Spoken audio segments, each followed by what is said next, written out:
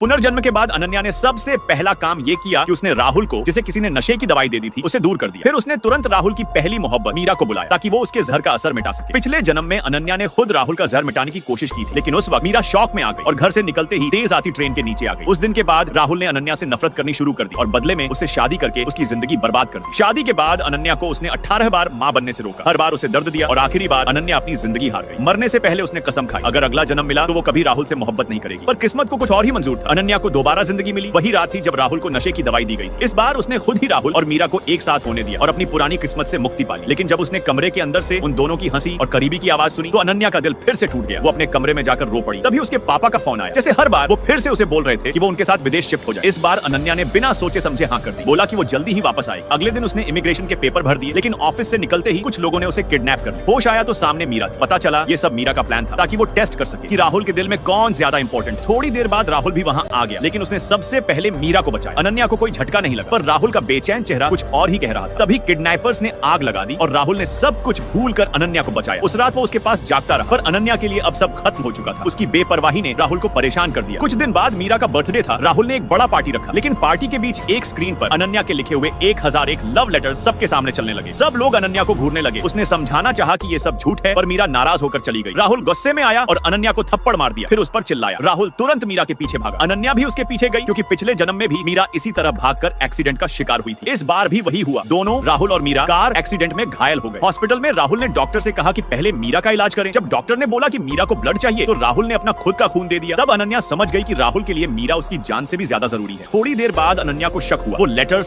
सिर्फ राहुल और मीरा के बीच का राज थे। मतलब ये सब मीरा ने ही लीक किया था। लेकिन राहुल ने बिना कुछ सोचे अनन्या को कोल्ड स्टोरेज में बंद कर दिया, कहते हुए कि उसने मीरा को दुख दिया। जब अनन्या बेहोश हो गई, तब राहुल ने उसे बाहर निकाला और धमकी कि वो दोबारा उससे प्यार करने की कोशिश न करे। पर इस बार अनन्या के दिल में राहुल के लिए कुछ भी नहीं बचा था। अगले दिन मीरा उसके पास आई बताने के लिए कि वो और राहुल शादी कर रहे हैं। उसने अनन्या से उसके डिजाइन की गई वेडिंग ड्रेस मांगी, वही जिसमें अनन्या ने कभी राहुल से शादी करने का सपना देखा था। अनन्या ने बिना सोचे ड्रेस दे दी, लेकिन मीरा ने फिर से धोखा दिया। अगले दिन उस ड्रेस से उसके शरीर पर एलर्जी हो गई और राहुल ने बिना कुछ पूछे अनन्या पर इल्जाम लगा दिया। उसने अनन्या को मारने के लिए चाबुक उठाया, पर अनन्या ने बस इतना कहा, मैं तुमसे प्यार नहीं करती राहुल। पर राहुल और भी गुस्से में आ गया और उसे मार दिया। अगले दिन अनन्या को इमिग्रेशन के अप्रूवल की खबर मिली। उसने अपना सामान उठाया और घर छोड़ने निकल गई। तभी राहुल वापस आया और सोचा कि वो नाराज है, तो बोला कि वो उसे खुद एयरपोर्ट छोड़ आएगा। एयरपोर्ट पर उसने कहा, ज्यादा दिन मत रुकना, शादी के बाद मैं तुम्हें लेने आऊंगा। अनन्या ने कुछ नहीं कहा। प्लेन में चढ़ते हुए बस एक बार भी पीछे नहीं देखा। राहुल ने मीरा से शादी कर ली, लेकिन जब मीरा उसके पास चलकर आई तो उसके दिल में बस अनन्या की याद थी। उसे लगा कि शादी के मंडप पर अनन्या आएगी, लेकिन वो कभी नहीं आई। और उसी वक्त राहुल समझ गया, उसे मोहब्बत कभी मीरा से थी ही नहीं, बल्कि उस लड़की से थी जो बिना कुछ कहे हमेशा उसके लिए रोती रही। अनन्या